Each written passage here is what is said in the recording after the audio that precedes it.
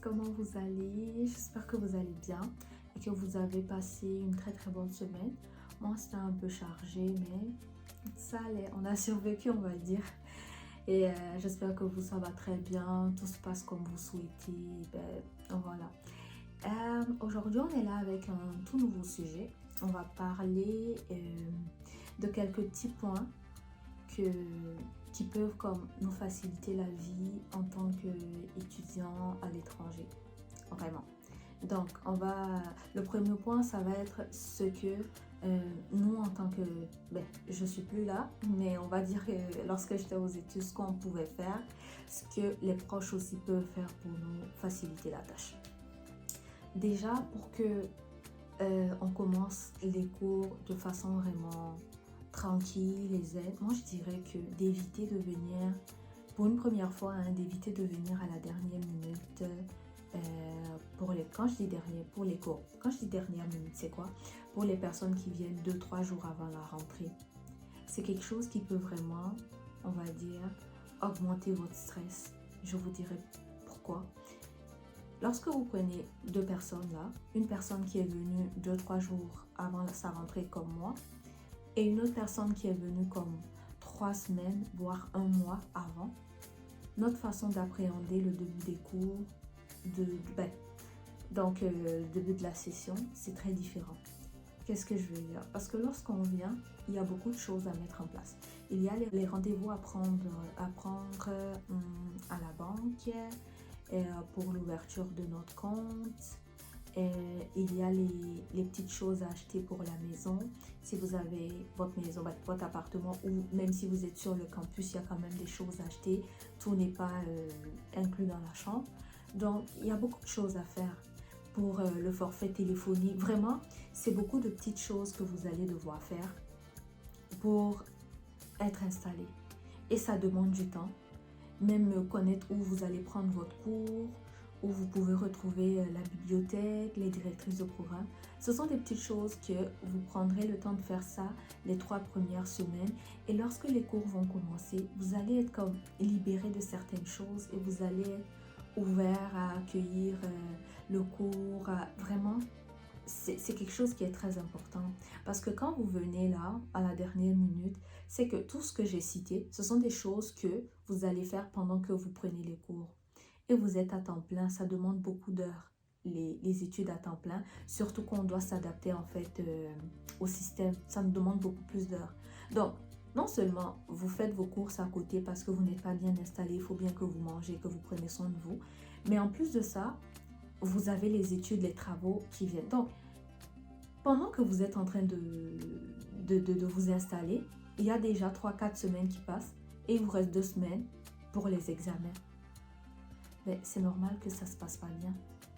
Déjà, pour une personne même qui était préparée, ça va être très difficile pour s'adapter. Mais imaginez-vous qui avez perdu 3-4 semaines à vous installer. Et ça peut vraiment augmenter votre stress parce que avant les examens, vous avez beaucoup de choses à apprendre parce que vous n'avez pas accordé beaucoup de temps à vos études. Ça vous met un stress énorme. Vous culpabilisez lorsque les notes sortent et que les notes sont mauvaises. C'est pas de votre faute parce que personne ne vous a dit qu'il fallait venir un peu plus tôt, essayer de découvrir les lieux, essayer de vous installer avant de commencer les cours. Donc là, pour éviter le stress et tout ça, c'est quelque chose qui va beaucoup vous aider de venir vraiment des semaines avant. Et en plus de ça, lorsque les cours commencent, vous vous sentez vraiment bien, vous êtes en confiance et tout, et voilà. Donc ça, c'est un petit point qui peut beaucoup aider. La deuxième chose que vous pourrez voir, ça c'est de sortir de votre zone de confort. C'est très important. Lorsque vous venez pour les études, n'oubliez pas qu'il y a beaucoup de nouveaux comme vous. Rapprochez-vous des gens. Rapprochez-vous des gens, apprenez à connaître des gens, apprenez à vous adapter à des situations, parler, échanger. Ça va beaucoup, c'est pas que ça va beaucoup vous aider. Dans quel sens? Par exemple, si vous prenez l'habitude de parler aux gens, si vous êtes sur le campus par exemple et que vous discutez avec tout le monde, vous allez trouver des gens qui vont vous donner des conseils sur comment bien réussir la session. Il y a des gens qui vont vous parler de certains profs. Il y a des gens, vraiment, vous allez tout apprendre et vous allez vous sentir moins seul parce que lorsque vous êtes sur le campus et que vous partez dans les lieux partagés comme la cuisine, honnêtement, les gens, ils sont accueillants. Ils vont prendre le temps avec vous, surtout quand vous êtes nouveau. Ah, ils vont te demander, est-ce que tu as vu ça? Est-ce que tu as vu ça? Et ça te fait comme oublier le fait que pendant un moment, bien sûr, ils ne peuvent pas remplacer la famille, mais pendant un moment, vous passez du bon temps.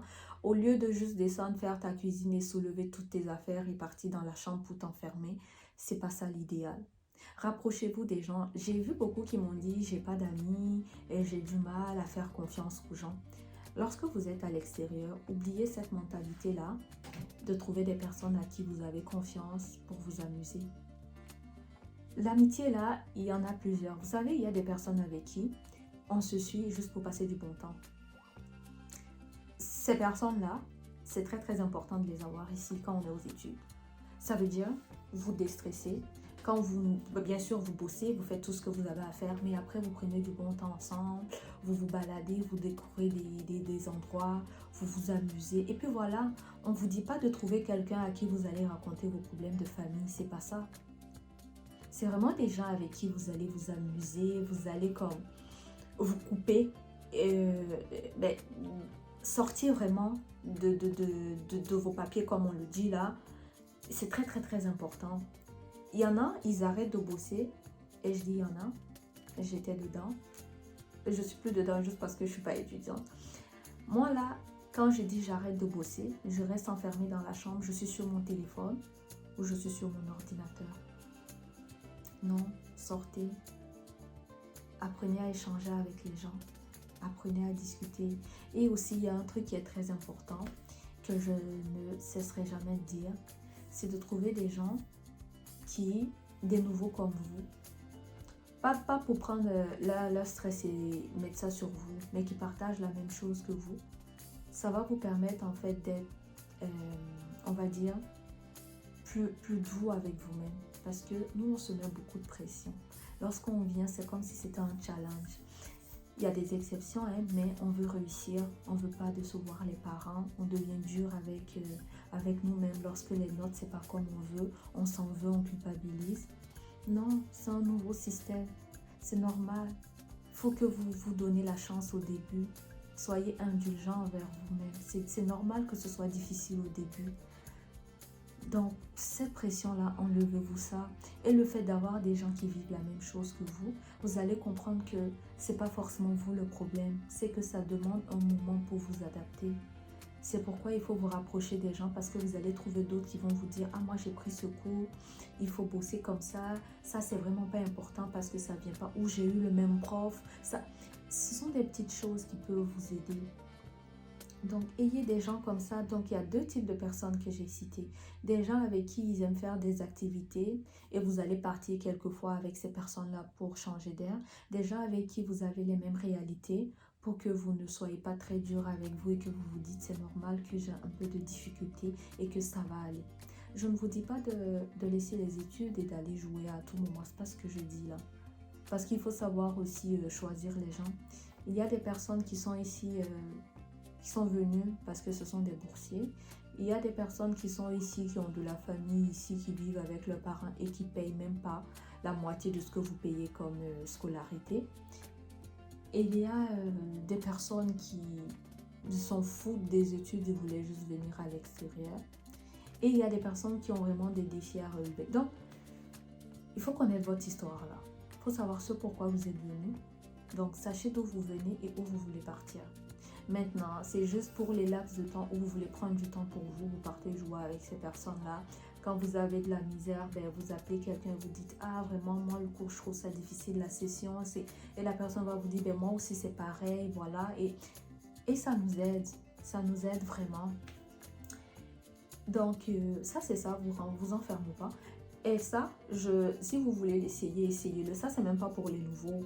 Même les personnes qui sont là depuis longtemps ou même les personnes parce que ça aussi ça arrive, comme moi, vous avez étudié dans une ville et vous avez changé de ville pour votre boulot et vous arrivez, vous n'avez plus de connaissances et vous vous renfermez. Pour moi, cette méthode-là, ça marche aussi au boulot.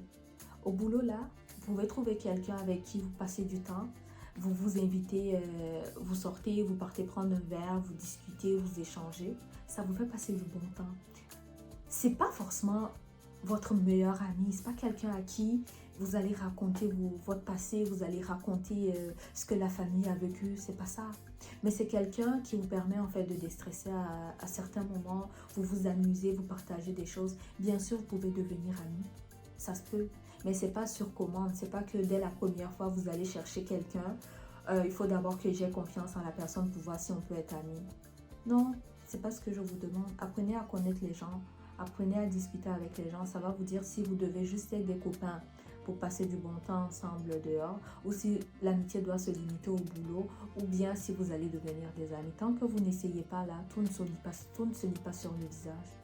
Donc faites ça, ça va beaucoup vous aider pour votre développement personnel ou aussi votre façon d'aller vers les gens. Mais c'est très très très important que de rester à la maison enfermé. Pourquoi je dis ça? Parce qu'il y a beaucoup qui me disent « Oh, moi je me sens bien, j'aime être seule.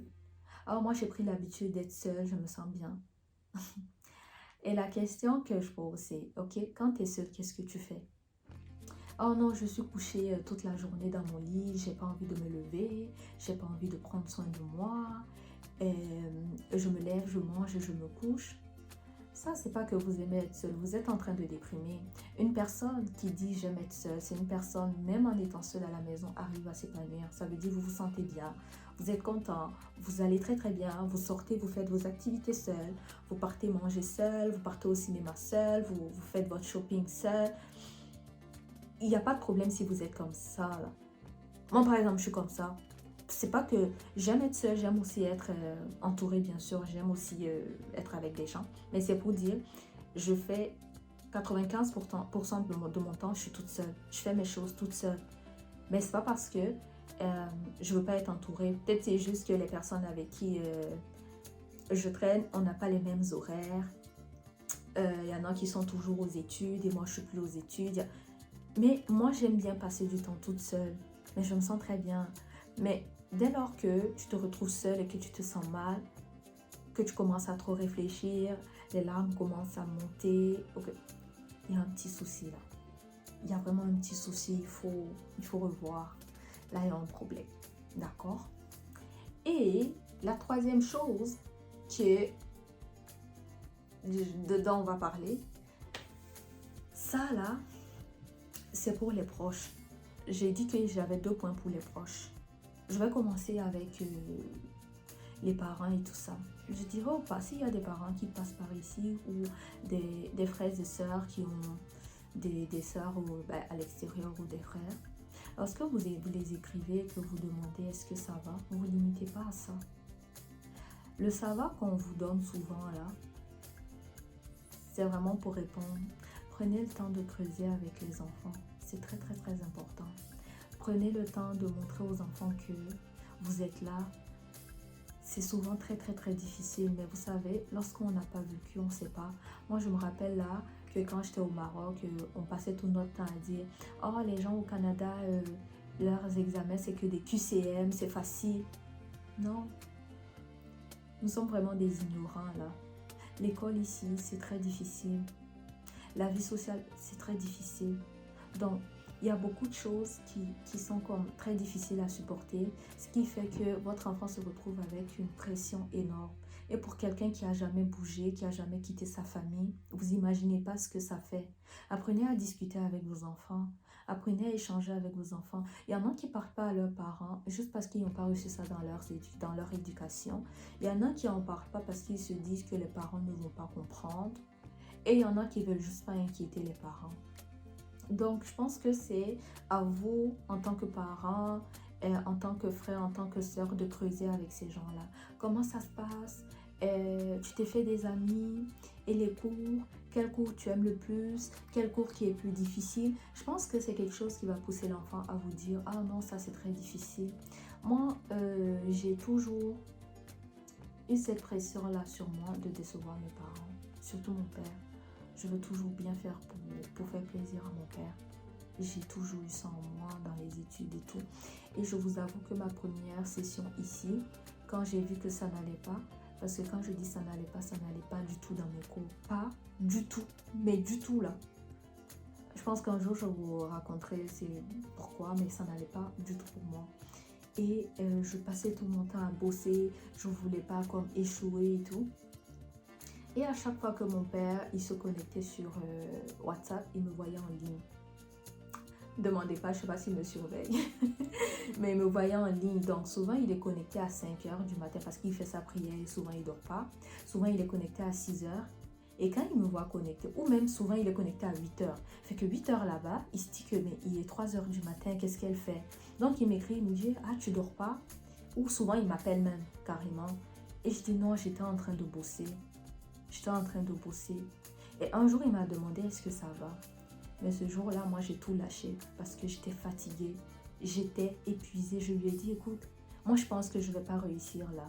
Ce que je suis en train de faire là, moi, je fais que bosser. Moi, je me lève à 8 heures. À chaque fois que je me lève, c'est soit pour manger, et ça même, c'était peut-être une fois dans la journée, ou soit c'est pour faire mes prières. Sinon, je suis assise et je suis en train de bosser, mais ça ne va pas. Je pense que j'ai pété les plombs ce jour-là. Et là, j'ai été agréablement surprise. Je pensais qu'il allait plutôt me dire pourquoi les autres ici, c'est pas toi. Mais non, il m'a dit, ben, si tu bosses, ça va aller. Sinon, si tu as fait ce qu'il fallait et ça n'a pas marché, on va trouver une solution.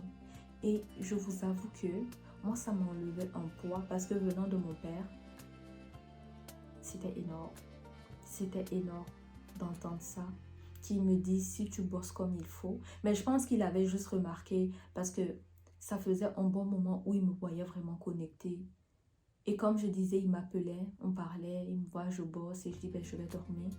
Et je sais que il savait que c'était difficile pour moi, mais vu que j'en parlais pas, il laissait tomber. Souvent, il faut creuser là. Je pense pas qu'on ait tous comme le courage d'en parler. Creuser avec les enfants, c'est très très très important. Ça va les aider, le fait d'échanger avec vous, qu'ils sachent que vous êtes là et que vous les soutenez, ça peut changer beaucoup de choses.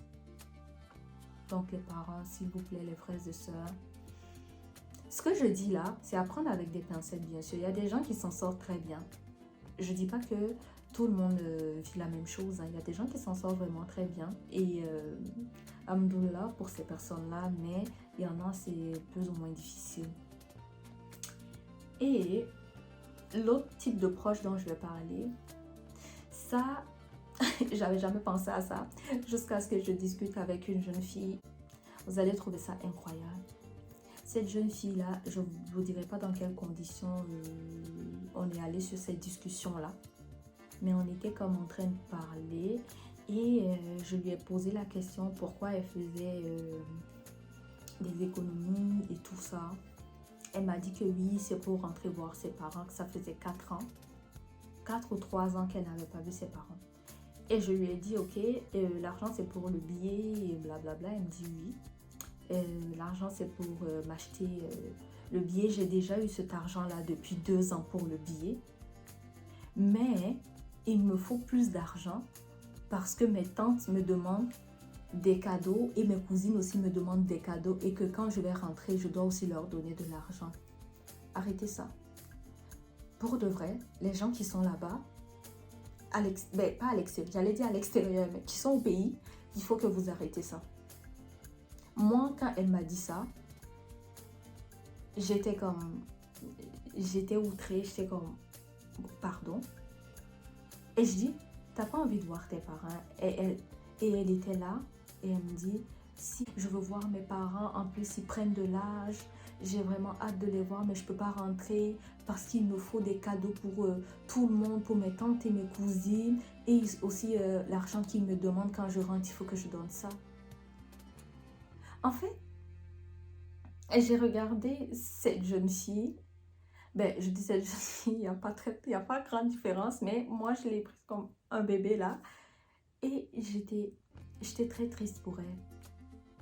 J'étais là et je disais, ok, on a une personne qui est venue pour les études, qui a vraiment... Parce qu'elle m'a parlé de sa difficulté aussi à se trouver des amis et qu'à l'école, c'était compliqué parce qu'elle avait économisé plus d'argent.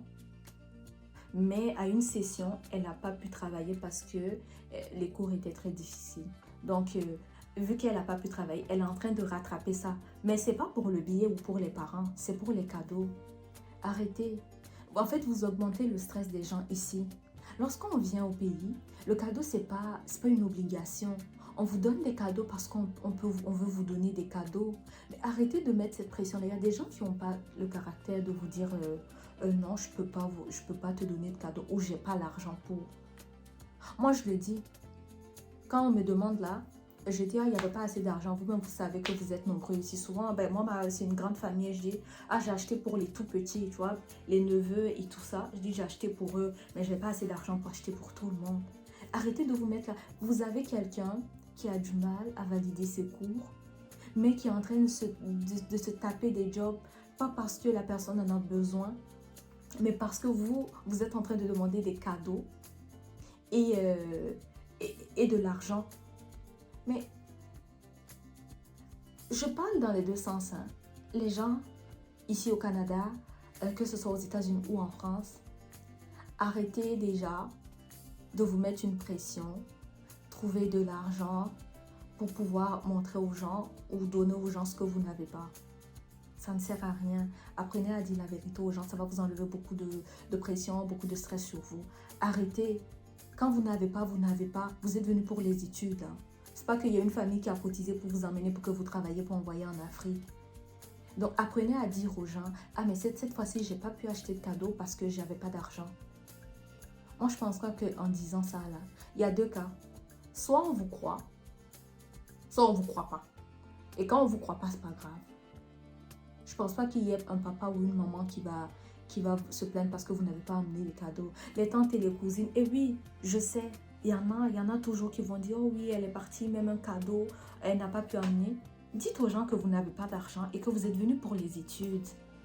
Et déjà, économiser pour payer le billet pour rentrer l'été, on sait tous combien ça coûte. Donc, si vous avez déjà économisé pour ça, rentrez voir vos parents.